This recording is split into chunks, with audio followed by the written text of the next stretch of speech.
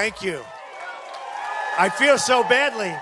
Outside, we have 5,000 people, and they can't get in. I feel badly.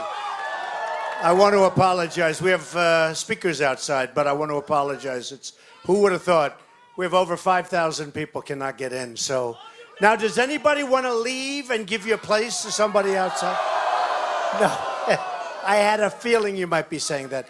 It's an honor to be here. It's an honor to be with you. It's very important. You know, we're doing really well. Millions of votes ahead of Cruz. Millions. You know, I get a kick. I call him Lion Ted. Lion Ted Cruz. He stands up, and I win, as you know, you've seen it. I have been winning all of the evangelical vote. But he stands up, Bible high, puts it down, and then he lies. You know, it's like an amazing, it's amazing to watch it. But he said, yeah, I'm the only one that can beat Donald Trump. I've done it time after time. And I said, wait a minute. I've won like most of the states. I think he had 5 or 6, and I had 20 or 22. Right? And I said, I can't believe it. Then I have millions of votes more. He says, I'm the only one that can outvote him. And I'm saying, but I have like millions of votes more. I'll tell you something so important. There is something happening. It's like a movement. It's incredible. It's a movement, and we're part of the movement. It's not me. I'm a messenger, to be honest. I'm a messenger. And this is something that's so special and so amazing. And it's on the cover of Time magazine. It's on the cover of every newspaper. It's something that has maybe never happened, and they're saying it's a phenomena. Sometimes they say, I'm a phenomena. I'm not. The message is what we want. We want jobs. We want jobs. We want trade deals that are smart deals, not stupid deals. And, you know, Wisconsin, I wrote down some notes. So, look, I thought I had a day this year. You know, it's one of those things. So, look, I wrote down some notes, and it's like devastating. So Walker came out today. I wrote down notes about Wisconsin. Look, he certainly can't endorse me after what I did to him in the race, right? But look at this. By the summer of 2015, Wisconsin was facing a $2.2 billion 2-year budget deficit. That's terrible. By the way, these are out of books. Like, this isn't Trump. This is out of books. Total state debt is $45 billion. Now, maybe somebody's going to tell me that's wrong, but again, these are $45 billion, very high, one of the higher ones. 20,000 fewer people in labor force in Wisconsin than 7 years ago, even though population has grown by 100,000. So your population is higher. And now I wouldn't have done this, but when he endorsed Cruz, what am I going to do? Am I going to say he's doing a great job? He's not doing a great job. You know, he comes in his motorcycle jacket, a big Harley. I love Harleys, right? But the motorcycle guys like Trump. They really like Trump.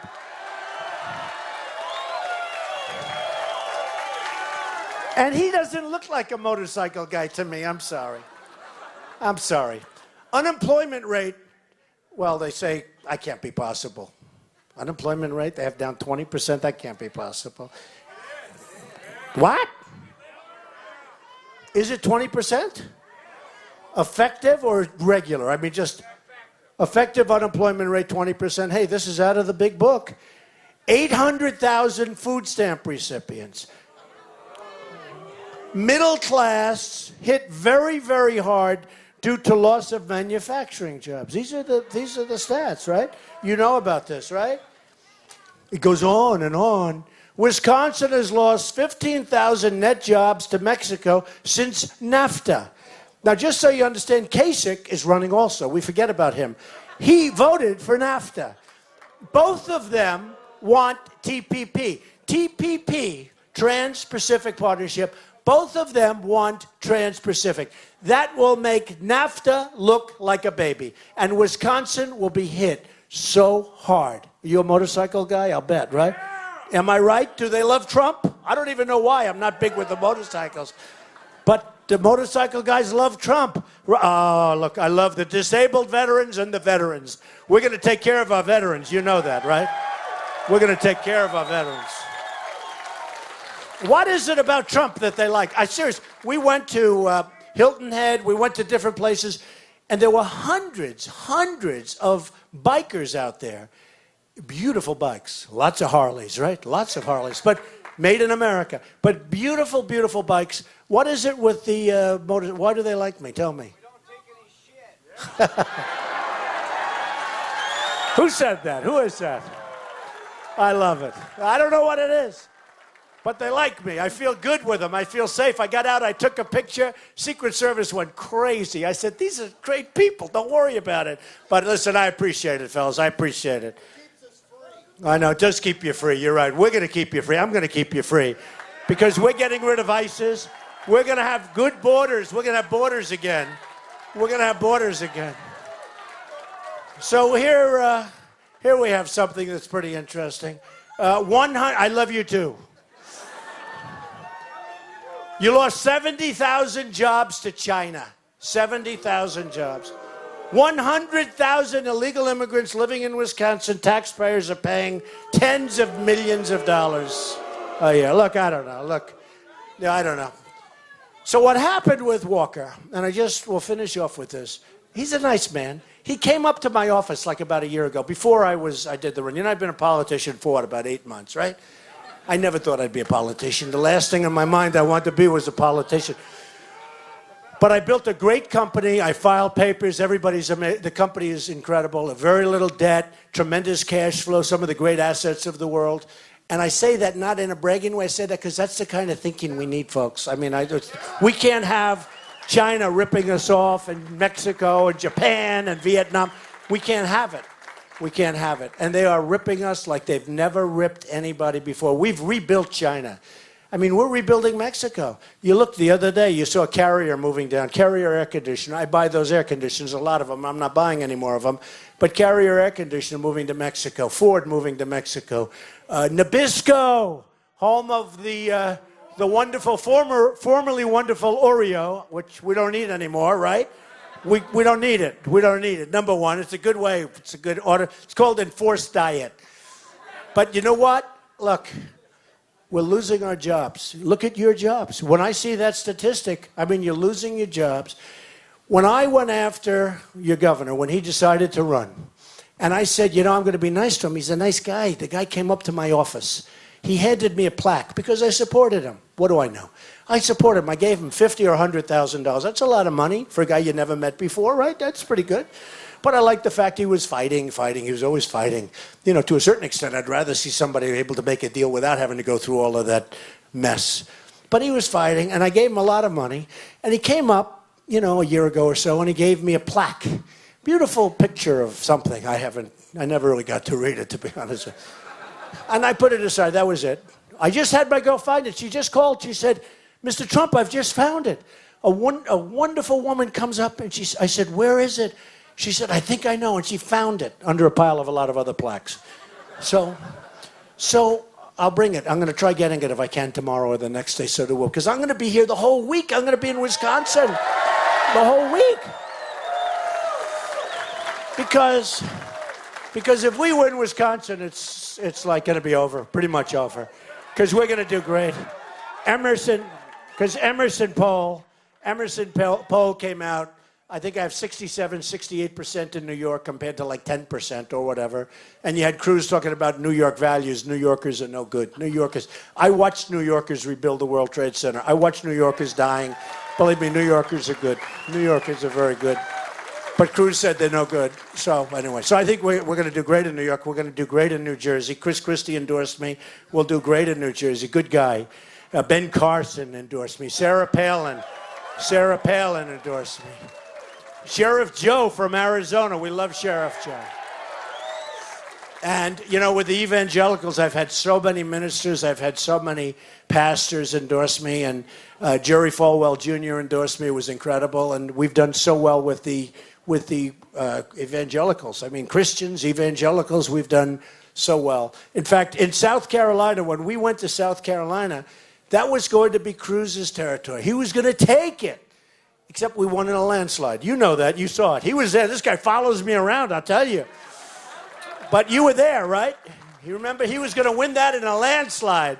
And then I started speaking. I started talking to people. And I started saying, you know, the good and the bad and the ugly. And we won in a landslide. And we won the evangelicals. I've won just about, I think, almost every place I've won with the evangelicals. And it's been an amazing time. So now I'm here to talk to the people of Wisconsin. I have friends in Wisconsin. I've been here before.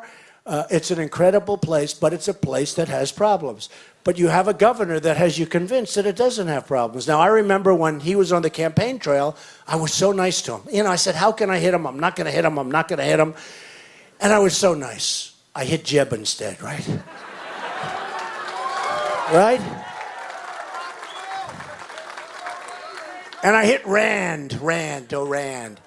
And I hit a lot of people, and they all went down. Wouldn't it be nice to have a president that could just, with his mouth, make things happen that are positive? You know? But it's not with the mouth. It's really with the mouth, the heart, and the brain. Remember the brain. I have a lot of friends that they're good with the mouth, but they're not good with the brain. It all doesn't work, okay? You know, we had an interesting thing today. A poll came out, a nationwide poll. It was a great poll. It was Trump 48. It was an NBC poll. Trump 48. I think Cruz was second in the 20s, mid-20s, something. And Kasich was way down. So what happened is they show the poll. It was an NBC poll. They call it NBC Monkey Poll. And it was on the Today Show. And it was on Morning Joe. Morning Joe held it up. He said, wow, those are great numbers. 48's pretty good. You have 3 people, you know. I don't get enough credit for that. I've been at 42, 44, 45, and I've had like 7 people. How do you get 45 when you have 7 people? Nobody says that. They said, he hasn't cracked 50 yet. How do you crack 50 when you have all these people running? So I'm at 48. The poll was good, way, way ahead of anybody else nationwide.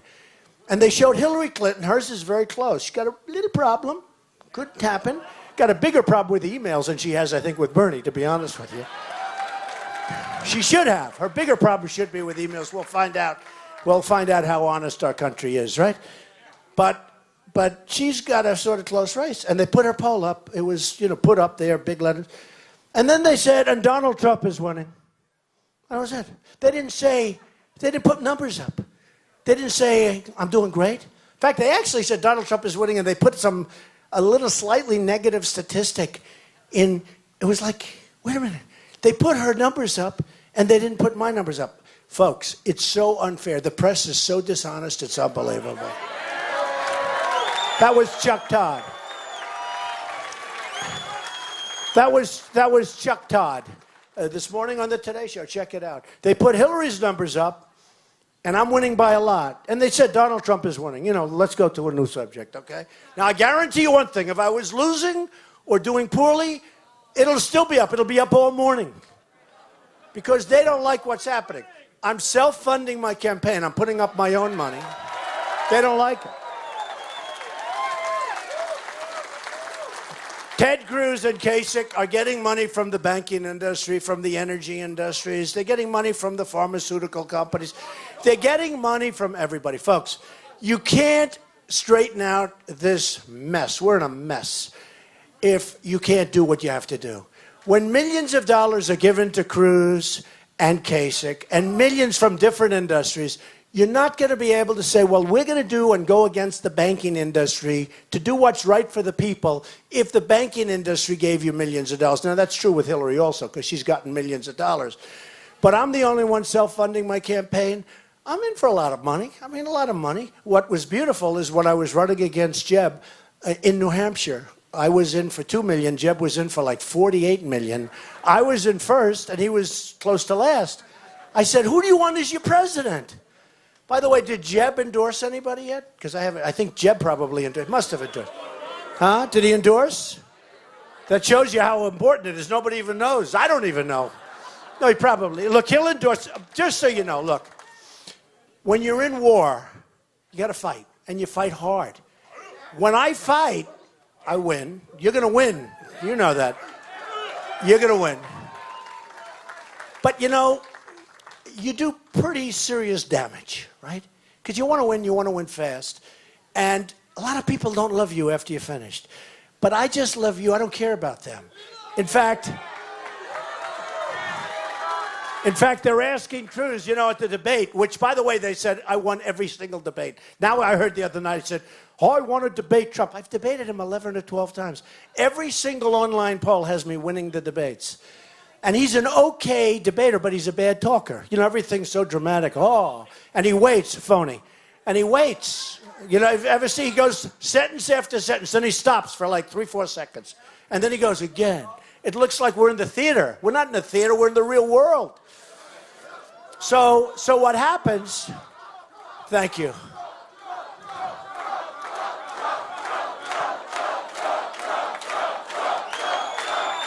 That's all right. Thank you very much. Yeah, thank you very much. By the way, the sheriff is here. He's a great guy, and his people are fantastic. Thank you, Sheriff. Thank you.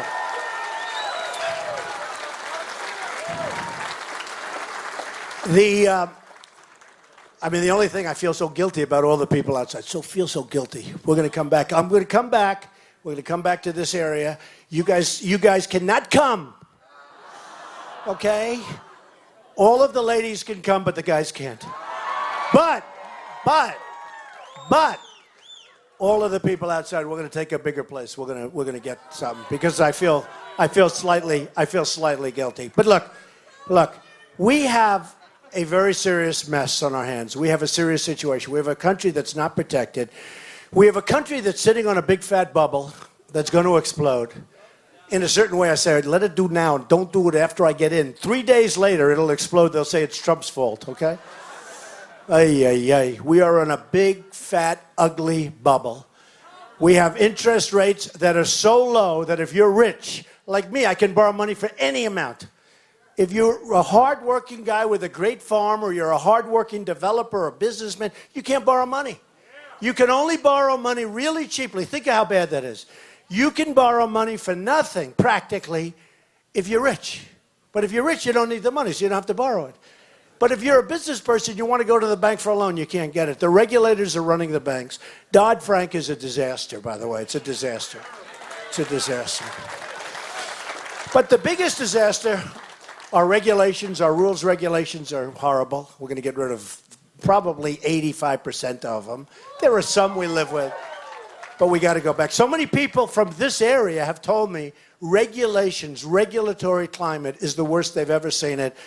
I have a friend, he's a farmer, and if a puddle forms, they consider it a lake for purposes of environmental. It's like a puddle, and they consider it a lake. But we don't know what we're doing. So here's what's happening.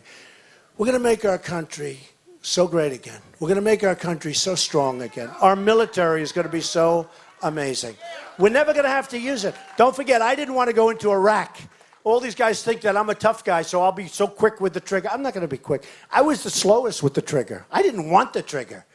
Now, when Obama left, though, he shouldn't have left the way he did. He gave a certain date, and the enemy said, can't be possible. Nobody would be that stupid.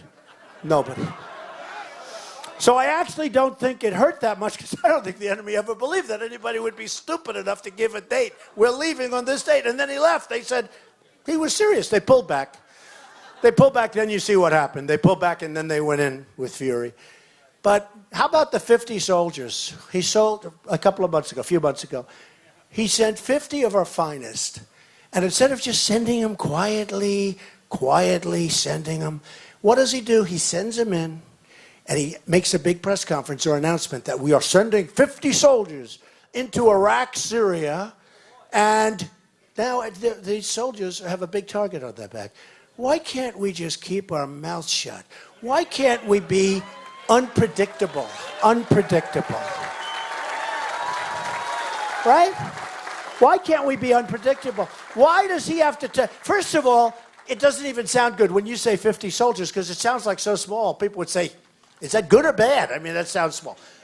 But then when you think about it, why do we have to say that? These are extraordinary people. These are our finest, and they're, very dangerous mission. Why would you tell people that we're sending them in? You just keep quiet and let them accomplish something. They are right now, who knows what's happened to them, but right now they have a big target on their back. People that we've let go of Gitmo have now killed Americans. You've seen that. You saw that yesterday. That came out yesterday. We let people go out of Gitmo and they kill Americans. Okay. Is anybody surprised at that, though? Would anybody be surprised? And we're keeping it open. Now they're spending, hundreds of millions to run it. I guarantee you could run it a lot cheaper. You'd have a lot of money left over. So we're going to get efficiency in government, but we're going to end Obamacare. We're going to replace it. We're going to replace it with something so much better and so much less expensive. We're going to get rid of Common Core. We're going to bring our education local.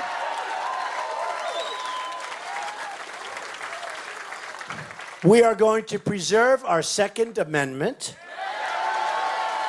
It's under siege. It's totally under siege. And Christianity's under siege. I'll tell you. Christianity's under siege. You take a look. I'm with these. I'll tell you what, I've been with so many pastors lately. And Jerry Falwell Jr., as an example, was telling me that, first of all, he told me something. He says, you remind me so much of my father. I thought his father was a great guy. What his father did with Liberty College and Liberty University. And then Jerry, to top it off, has taken that to a whole new place. But when Jerry was so strong and so great. But I probably had 50 of the ministers and pastors, different folks, came up to my office. And they're really under tremendous pressure because they don't want to have their tax-exempt status taken away. This happened during the Lyndon Johnson presidency. And I said, why is it that you folks are pushed around so much? Christianity. These are the pastors. And these are strong people. These are really strong people. Why do you allow them? Why aren't you more forceful? And finally, somebody said, well, we have to be a little careful of our tax-exempt status. I said, when did that happen, actually? It was during the Johnson. Well, we're going to try getting rid of that, okay? Because that's really terrible. We're going to try getting rid of it. And I've said that to a lot of evangelicals, a lot of great Christians. We're going to try getting rid of it because it sort of means that somebody walking down the street has more power than somebody of religion, of our religion, of Christianity, somebody that's an evangelical. You take anybody, they have more power because these people are powerless. They've actually taken their right of free speech away. So I said, we're going to try and get rid of that, and I think we'll be very, very successful. It's interesting. I said, how many Christians are there? Because, we got men, we got women. You cut it in half, we actually have a few more women, but we have far more Christians than we have men or women. So in a way, it's the most powerful lobby. It's the biggest group of people. But they're not allowed to talk because they're petrified. You saw what was happening with the IRS, and you saw what was taking place with regard to certain groups. So we are going to try, and usually when I say try, that means I'm going to get it done. That means I'm going to get it done. But we are going to try very hard. We're going to get that brought back. And I think it's going to be very hard to counter it because if the Christians and if the whole evangelical Christian sector gets together, nobody can beat. When I made the statement about Muslims, banning Muslims on a temporary basis, I took such heat. Now people are saying, Trump is sort of right about that. Now they're all going, wow, because they see what's happening. And I think if I would have said it about Christians, I would have had less opposition. That's what's happened in this country, okay? That's what's happened in our country. And we can't let it happen. We're going to turn this country around, and we're going to be the smart people. We're not going to be the dummies anymore. We're not going to be where China made last year trade deficit, $505 billion, with a B, billion dollars. Japan, over $100 billion. Mexico, $58 billion. We're going to build a wall, and Mexico's going to pay for the wall, okay?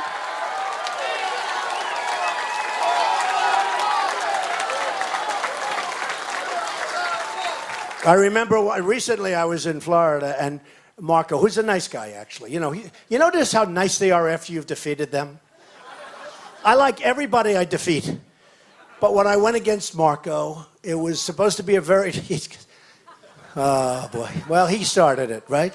Just like Cruz started the last deal. He started it. But Marco came after me very viciously. He wanted to be Don Rickles, right? And it didn't work.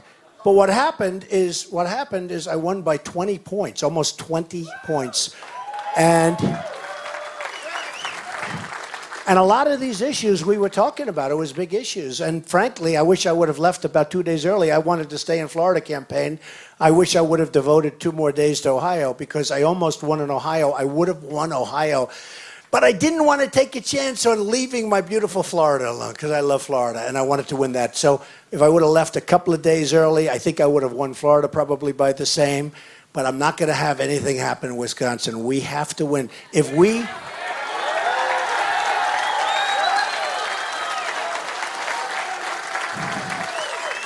Look, we have to put these politicians in their place, folks. It's time. And believe me, you know, Cruz likes to pretend he's an outsider. In the meantime, he gets all the establishment support, including your governor. So believe me, they're all establishment. And frankly, in a way, it's worse, because Cruz is establishment, and yet he's got no relationship with the establishment. He goes and he stands on the floor of the Senate for a day and a half, and he filibusters. And these senators, look, I know, they're tough cookies. I have one of the great people, Senator Jeff Sessions, who's great. Nobody better than Jeff. And, you know, Cruz thought he was going to have him, and he'd use him in his speech as Senator Jeff Sessions, and then he comes out and he endorses me. But when you think of it, look, out of all of these senators, he has one supporter, Lee, who's his friend. I mean, it's his friend. But I'm sure, and by the way, it took him plenty of time to do it. But, you know, to stand there and to rant and rave for 2 days and to show people, you know, you can filibuster. In the meantime, nothing was accomplished. Cruz has not accomplished one thing. So he's an insider, but it's almost like the man on the street because he can't get anything done.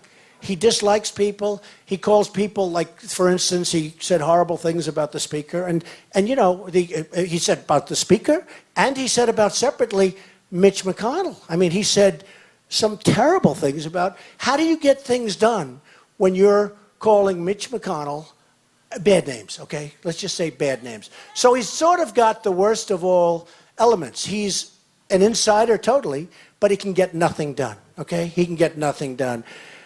Your new speaker, how do you like Paul Ryan? How do you like him? You like him? Oh, you don't like him? All right. Wow. I was told be nice to Paul Ryan because, really? All right. Well, he's the speaker. He's a nice guy. He called me the other day. He was very nice. But I'm very surprised at this statement. Wow. Are you all Republicans? Are you mostly conservatives? Because I don't care. You know, the word, I always say I'm a commonplace, you know, just a common sense conservative. And so, it's so important. A common sense. And then somebody told me today that somebody else, I think Walker used my term. You know, Walker used, I said, make America great again. I said, make America great again. And I copyrighted the term.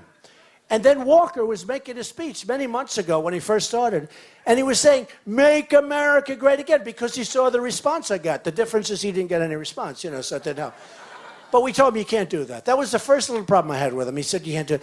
Now I said a common sense conservative, and today I heard he used the term because the press was up, and they interviewed me, and they said he said he's a common sense conservative. Well, I coined the phrase a few months ago, but that's what I am. I'm a conservative person. I'm very, very conservative on the military. I'm very conservative with our vets and on health care and on lots of things. And I'm actually very conservative on trade, but a lot of people would say he's not that conservative on trade because he doesn't believe in free trade. Well, actually, I do believe in free trade, but it's got to be good trade for us, right? It's got to be smart trade. It can't be where Wisconsin's losing thousands and thousands of jobs, where you folks can't get into China, but China comes in here like it's Swiss cheese. That's what happens. You know, China does not obey the rules. Now, I get along great with China. I made a fortune dealing with China. I have 2 buildings because of China, big ones in New York and one in San Francisco, Bank of America, that I have in partnership with a great company. And it's because of China. I have the biggest, one of the big leases with one of their big banks, with the biggest bank in the world, actually, from China. I sell millions and millions of dollars of condos to people from China. I like China. I'm not angry at China. I like them. I think their leaders are doing a great job for them. But our leaders are doing a bad job for us. Same with Mexico. I get along great. The Hispanics, I love the Hispanics. I love the Hispanics. But their leaders are killing us on the border, and they're killing us on trade. And I'm not angry at them. I'm angry at our country and our leadership because it's grossly incompetent, and we're going to change it around. And we're going to get the best, and we're going to get the finest.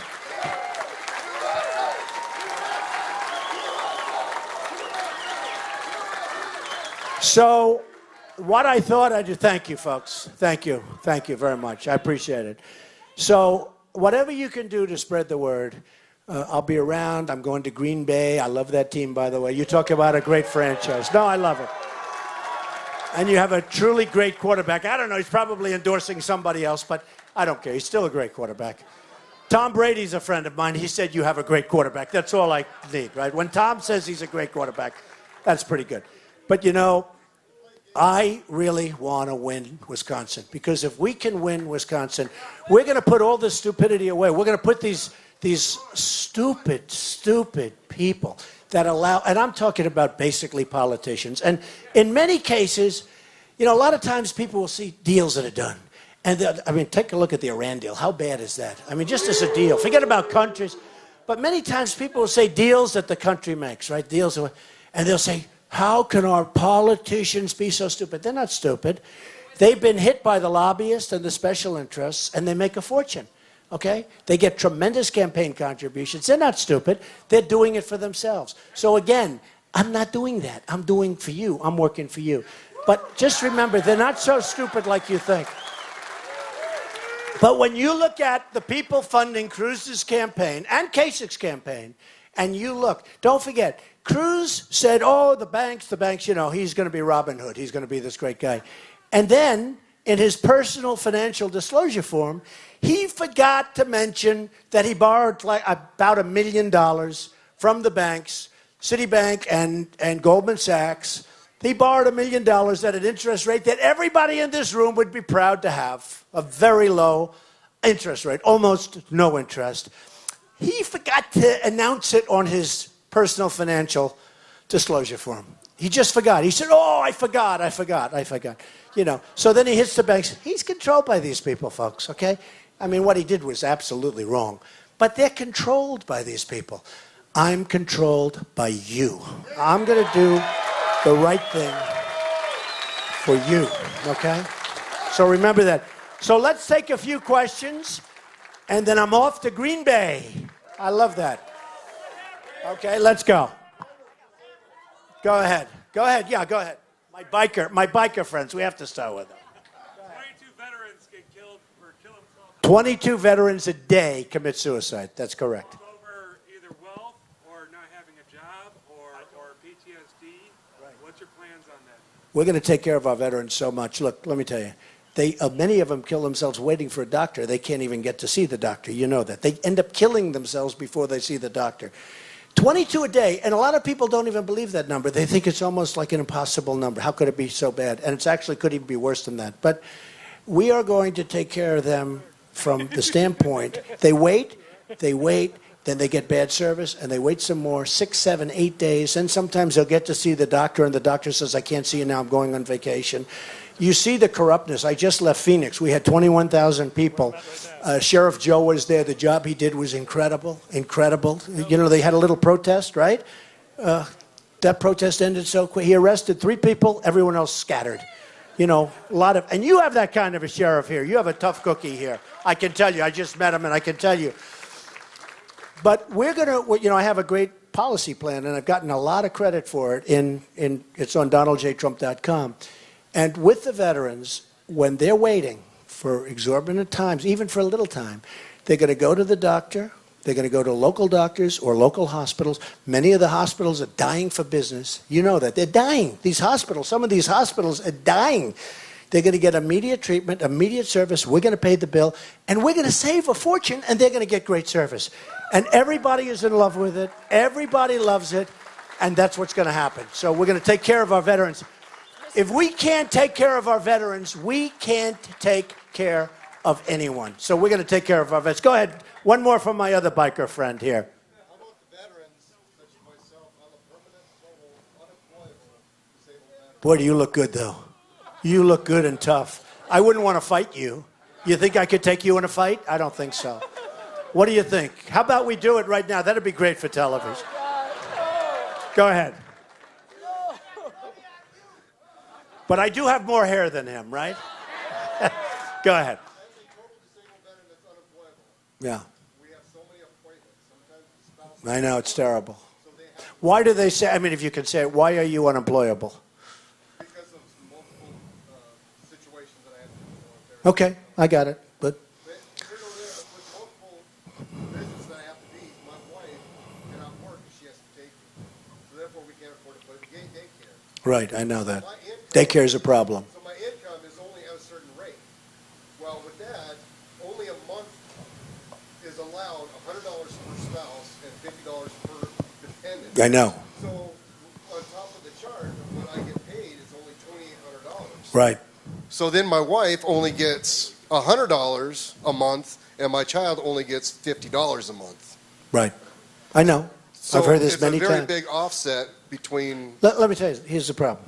Our veterans are taken worse care of than illegal immigrants that come into the country illegally. Okay? So You don't even have to write it down. We're going to do things about it. Not You know only what? ta- Because I know, you know what you're saying? I've heard this so many times before with the daycare and everything else. We are going to take care of our vets. Well, us okay? veterans also don't get an annual increase. That's right. Well, you can do an executive And by the way, order. speaking of increase, Cruz and Kasich want to destroy your Social Security, folks, okay?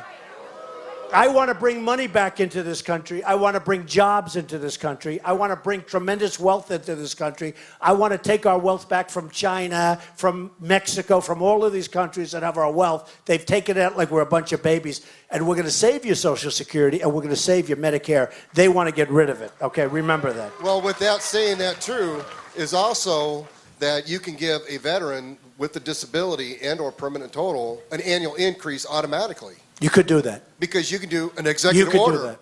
right? Well, you could do. Obama I want does it. to. I want to not use too many executive orders, folks. Oh, You yeah, know, we don't because either. executive orders sort of came about more recently. Nobody ever heard of an executive order. Then all of a sudden, Obama, because he couldn't get anybody to agree with him, he starts signing them like they're butter. So I want to do away with executive orders for the most part. But look, just do me a favor. Stick with me. You're going to be okay. All right? All right? Okay? You're going to be okay. I know. What you've said, I've heard 100 times. And the daycare is a huge problem. A huge problem. And your wife not working, huge problem. She can't. So anyway, and I'll bet you have a great wife. Good wife? Better believe it. Okay, yeah, go ahead. I work at education. Right. What are you going to do to help get the local control back to our Well, we're local doing it. We're districts ending and Common schools? Core. You're not going to be educated. Your kids in Wisconsin are no longer going to be educated in Washington, D.C. by bureaucrats, many of whom, I can't say all, but many of whom don't care for your kids. They couldn't care less. They get big fat salaries. Your kids are going to be educated locally. We're terminating Common Core. And you will see something that's magic. And I've seen it where parents and all of these people, they're all on the uncles, the aunts, they're all on school boards. They get professionals. They have great principals. You can't see what's going on from Washington, D.C. Many of the people never even come here. They sit behind a desk in Washington. They draw big salaries, and they're telling you how to educate your kids. Not going to happen that way. And I've even seen it where the kid graduates, the child graduates, and those parents stay on. They love it because their child went through the system. They love it, and they become so good at it. That's what's going to happen. We're one of the worst in the world in education. We're going to be one of the better ones. Not necessarily, I don't know that we're going to beat Sweden, Norway, Denmark, and China. But we're going to come very close, okay? Yes, go ahead. Can we get discipline back in school? Discipline in school. I don't think that Wisconsin should have a big problem with discipline. Do you have a problem with discipline? Minnesota. You're from where? Rochester, Minnesota. Oh, well, that's interesting. Okay. Well, we have to get discipline back in the country. Forget about school. We have to get discipline. I mean, I have a case. I have a wonderful guy, a campaign manager. You talk about discipline. And you probably saw what happened today with my campaign. He's a good guy, Corey. And by the way, the easiest thing, Corey, you're fired. I can't do that. Can't do it. So fortunately, I have a taping system. I'm rich, so I have tapes all over. So this young woman who complained she was talking about being maybe thrown to the floor and all this. I said, oh, that's horrible. And then we saw the tapes. Did anybody see the tape? What did you think, right? Nothing. Women are, what did you think? What did you? She just kept walking. There was nothing wrong. I mean, she wasn't like her face stayed the same. If somebody squeezed your arm or did something really bad, don't forget, initially she said thrown to the floor. But if somebody squeezed your arm or hurt you, wouldn't you start screaming or something? Immediately. Did you see any change in her face? She keeps following you. I reran it on a wide screen, and there was nothing. Yeah, And she it's did same. That It's all came later. it's horrible. It's horrible. It's honestly, it's horrible. And the best thing I could do is say, but I can't destroy a man. I destroy him. He's got a beautiful wife and children, and I'm not going to destroy a man for that. And you know, when I saw that at the tape, at first I said, oh, this is terrible. Then I saw the tape. It's my tape. I'm the one that has the tape. It's on the ceiling of this incredible club in Jupiter, Florida. And we're all leaving, and we have a press conference, right? And the press conference lasted a long time. It was like 45 minutes. So that was enough. I'm leaving with a whole big gang of people pushing left and right. And all of a sudden, she bolts into the picture. She grabs me or hits me on the arm. In fact, I'm like this with my arm up. And then he goes by, and maybe he touched her a little bit, but I didn't. It was almost like he was trying to keep her off me, right? It looked like they were like supporting her so she wouldn't fall. Or She keeping came her out of right the in way. there. Like he was helping her. Yeah. Yeah. Exactly. And did you see her fall to the ground? No, Okay. she did not Because she talked about falling to. Now, I must tell you, her statement changed big league. Because she said, go to the ground. You know, all this. I could read it to you. Does anybody want to hear it? I mean, I want to be accurate because I like the press to treat me. So before she knew she was on tape, she said, I was jolted backwards. Was she jolted backwards? I mean, if she was, her face stayed the same. So, I was jolted backwards. Someone grabbed me tightly by the arm and yanked me down. Campaign managers aren't supposed to forcefully throw reporters to the ground. Except she never went to the ground. She never even she never even flinched. She didn't, if somebody grabs you, even one of the guys, even the bikers, if somebody grabs even a biker or punches you a little bit, you go, whoa, right? The toughest guy, the toughest woman. Look at her face, it's zero. They're going to destroy a man's life? And then I have crews saying, oh, that was a terrible thing. That was a terrible thing. Let me tell you something, folks. If I win, if I lose, I didn't need to do this. I'm doing this because I just had a beautiful grandchild with Ivanka, through Ivanka. Ivanka and Jared, beautiful, beautiful grandchild. I'm very proud. It's my 8th. I'm doing this all for them. I didn't need to do this. This is not so easy. And I had no idea, maybe none of us did. I had no idea the message was going to get across. It's a message of competence. It's a message, it really is. It's a message of common sense, and it's a message of competence. And I had no idea that we'd have millions of more votes than we had when we had that stiff Mitt Romney, a total stiff running, who, by the way, he's a dope. He's not a smart person, I'll tell you right now. Let me tell you about Mitt Romney. That was an election that he should have won, and he lost. And he should just go away and let the big boys do it now. Because you know what? That's an election that should have been won. And I'll tell you what. I helped John McCain. And at that time, honestly, that was a tough deal for him because the world was sort of collapsing. And that was a tough one. But he lost. And I helped Mitt Romney a lot. And he lost. And I said, this time, we're going to do it ourselves. Okay, we're going to win. We're going to win. So just remember that. We're going to win because of Wisconsin, I hope. Okay, a couple of more questions. How about a woman? Go ahead. Go ahead. Go ahead.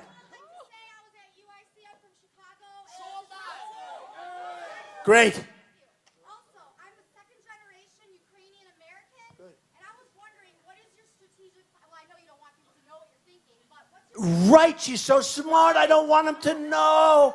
I don't want to tell Putin what I'm thinking. She's so smart. What you just said is, what does that say? What about Ukraine? Don't worry about Ukraine. Ukraine's going to be fine. Just don't ask me why. It's just this world of politics.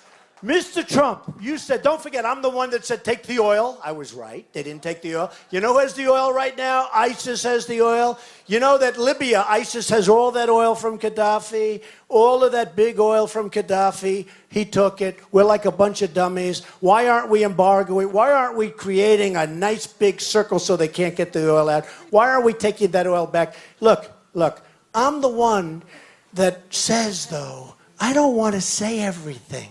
if I win, I have a good chance of winning. I'm the front runner by a lot. I want to go in there. I want to knock the hell out of ISIS. I don't want to tell all. I hear you. I really mean this. I don't want to tell everybody in this room, and look at all the cameras that are going now. I don't want to tell the world what I'm going to do because they're watching. Just let me do it, folks. I will do it. You will be so happy. You don't have to know the details, okay? Let me do it. You know, I used the word before. We have to be a little bit unpredictable. We can't say, well, we're going to go and attack on March 14th, and then we're going to hit them from the front, and then we're going to hit them from the back. You know, Obama did that 8 months ago with one of the cities. He said, we're going in next week. Look, folks. You know, you have to trust. There has to be some trust, right? You trust? We've got to stop the stupid. That's why I really think your question is so great. I don't want to hear how you're going to do it, Mr. Trump. Just do it. I'll do it, okay? I love that. That woman. That woman. Thank you, honey. Thank you. Yes, go ahead. Mr. Trump, Melissa wants to thank you. She's got something to say. Okay, hi. Hi, Mr. Trump. I was Miss Wisconsin USA in 2005. Okay. And, I can see why. thank you. You have been, I just want to say thank you. You saved me in so many ways. And in recent years, I've been struggling with an incurable illness, and I'm on home care now. It was caused by a doctor's medical negligence. And in those dark days, fighting, right now all the tubes have been removed, and I have a do not resuscitate order, and I have a 7-year-old son. And in those days, in the hospital, I received from you a handwritten letter that said, to the bravest woman I know. And I remember that. Yeah, I remember that. you, Such a wonderful, beautiful woman. I mean, just an amazing woman. And are you coming along okay? no, sir, but that's okay, because I'm here right now to thank you in person, and that was my biggest dream. And I wanted to thank you because through you and your organizations, my son, who is Mexican American, 7 years old, through your organizations, and just being able to stand on that stage with you back in 2005, the outpouring of love that came from that ultimately provided my son, when he graduates high school, with a full ride to college. And that That's was great. And because of you. And you know what we'll do? We're going to watch him. You're going to watch him, Tanya. Tana, watch him. And, We're going to be watching your boy, okay? But you're going to hopefully be around. You're not going to have anybody watching. You're going to hopefully be around. Those doctors are going to be so wrong. And my But son, we'll be helping you. So we thank you. God bless you. And just, you know, he's a Mexican American. And you, because of your efforts, have sent him to college. And I've been writing letters to him for when I'm in heaven to tell him that what you've done for him, now he has a great responsibility to pay it forward, just as you have done for us. And I can't thank That's you. so nice. Thank you, honey. Thank you.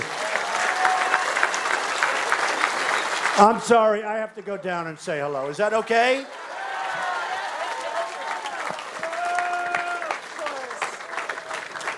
Thank you.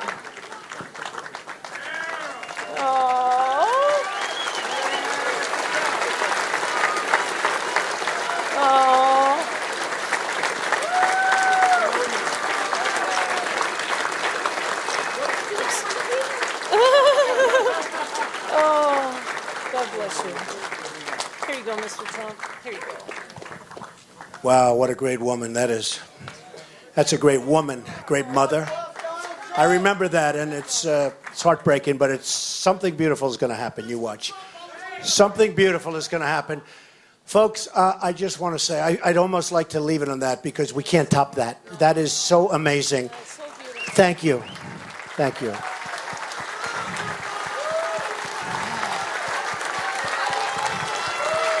Thank you.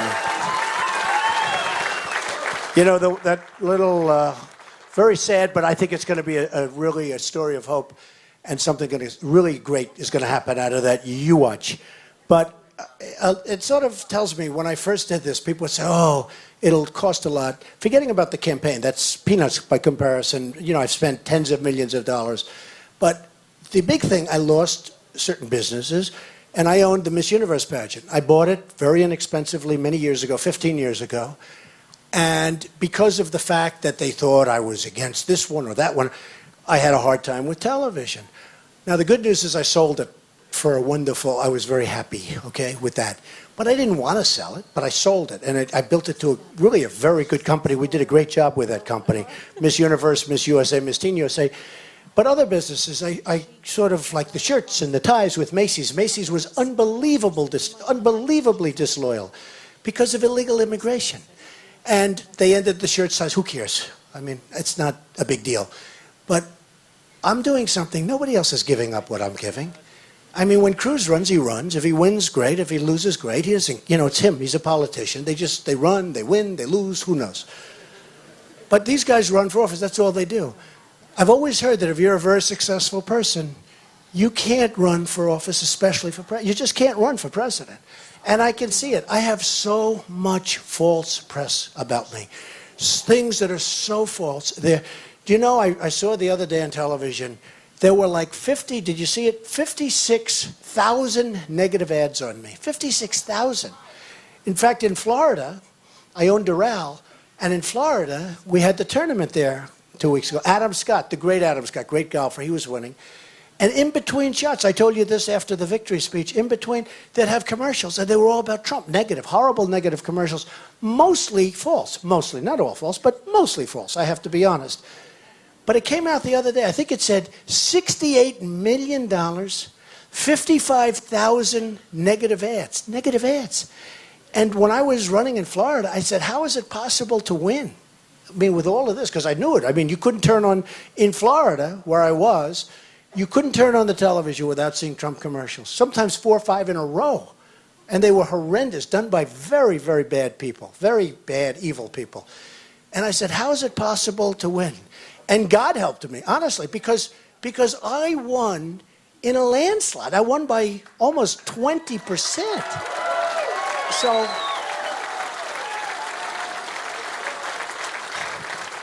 and now they're doing it here, Club for Growth. It's a crooked outfit. Look, Club for Growth. You ever hear this? Club for Growth. A friend of mine comes, he's a conservative guy, calls, would you do me a favor, see Club for Growth? I said, what's Club for Growth? He said, well, they want to talk to you. I said, all right, send him up. He's a friend. He's a good guy. And now I'm in politics, so I have to see people that I wouldn't normally. You know, I'd say, give me a break. So Club for Growth, they come up to my office. This guy was, I think, a former congressman. And he tells me a little bit about Club for Growth. I'm falling asleep. And then he goes, would you contribute $1 million? I said, $1 million for what? I don't even know you. I never met you. I said, do me a favor. I'm trying to be nice. And I said, do me a favor. Go back, write me a little note if you can. And he was stupid enough to write me a note. He writes me a letter asking for $1 million. I let him know that I'm not interested. You know, you can be rich. I'd rather take $1 million and throw it all over to this room. I'd rather give it to you for your boy. Okay? And so what happens is they write me a letter. Put it in writing. I give you the letter. Some of you, has anyone seen this letter they wrote? It's incredible. They write me a letter. It's like extortion. They asked me for $1 million. I said no, nicely. And then they're doing ads all over Wisconsin. Club for Growth. They did them all over Florida. Club for Growth about eminent domain. By the way, without eminent domain, you wouldn't have highways, you wouldn't have schools, you wouldn't have hospitals, you wouldn't have bridges. You need eminent domain. If something's in your way and you're building a highway, if you're going to produce 7,000 jobs and you need a little corner of somebody's property every once in a while. You know, it's funny. These guys all want the Keystone Pipeline, right? Everyone. Conservatives. No, conservatives want the Keystone Pipeline. I like the Keystone Pipeline too. But they have a whole big thing on eminent domain in their prospectus. Because without eminent domain, they wouldn't go 15 feet. They wouldn't be able to build it. So they have a whole... So they don't want eminent domain. They do commercials about eminent domain. They love the Keystone Pipeline. And the whole Keystone Pipeline is based around eminent domain. Because you got to go from Canada, where Cruz was born, to Texas, where he's representing. Think of it. This guy. And don't forget that. Remember what I said. I'm going to win. Just remember what I said. I'm going to win. And I thank you, baby. I thank you. She's saying, oh, please win. Oh, you are so amazing. You are so amazing. I'm going to win. But remember this. if for some reason he does, it gets the nomination. The first thing, just remember, I'm a good prognosticator, I'm a good predictor. The first thing that's going to happen is the Democrats are going to sue Ted Cruz. He was born in Canada. He lived there for 4 years. The head of the Harvard Law School, one of the top people in the business in terms of Constitution, is saying that, he's wrong. And we have other people that are much stronger than even that. So remember this.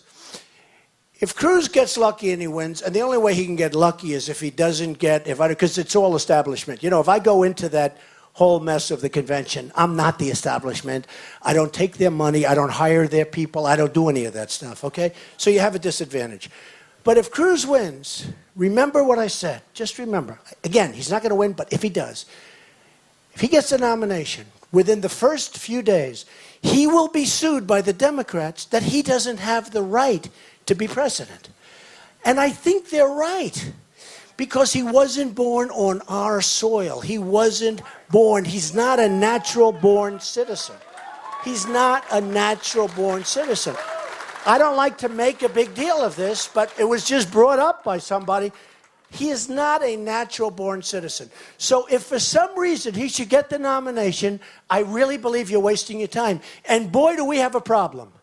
Because you're going to have somebody that's going to be sued, probably will lose the lawsuit. Again, he was born there, lived there for 4 years, mother was there, the whole thing for a long period of time. And he was a Canadian citizen, joint with U.S., until 14 or 15 months ago. Did anyone know that? So he's a senator from Texas, only because of the great Sarah Palin, by the way. Without Sarah Palin, he could have never won that election. It was a fluke. But he was a senator from Texas. He's a joint citizen. Now, he finally gave up his citizenship to Canada like 16 months ago. He said, I didn't know I was a citizen of Canada also. Does anybody, just like he didn't know that Goldman Sachs and Citibank gave him money? I mean, this guy is, you just have to study it, folks. Look, again, I'm doing this. We're going to win. We're going to turn this country around. We're going to make America great again. And we're going to win a lot. But you have to know the facts. I love you all. I love you all. Thank you. Thank you. I love you all. Thank you very much. Thank you. Thank you. Thank you. Get out there and vote. Thank you. Thank you. Thank you, everybody.